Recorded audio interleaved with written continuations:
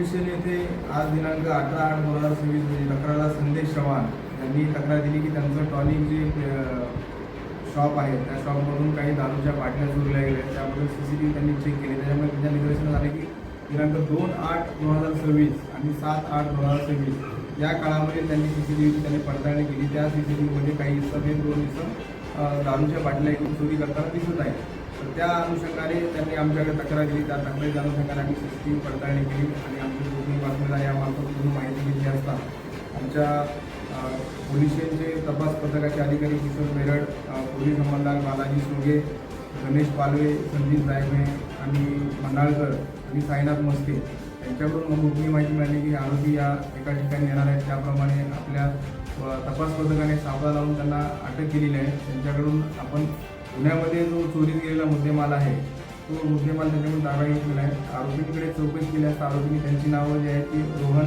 राम कांबळे, राहणार बोपुरी गाव हवेली, आणि दुसरा आरोपी आहे अमित महादेव सिद्धापुरे, राणा सिद्धार्थनगर येरोडा अशी नावं सांगितली असून आपण त्यांच्याकडून जो मुद्देमाल जप्त केलेला आहे तो 27,200 रुपयाचा जो दारूच्या बाटल्या आहेत त्या आपण त्यांच्याकडून पूर्ण जप्त केलेला आहे आणि या गुन्ह्यामध्ये आरोपींना अटक केलेली आहे.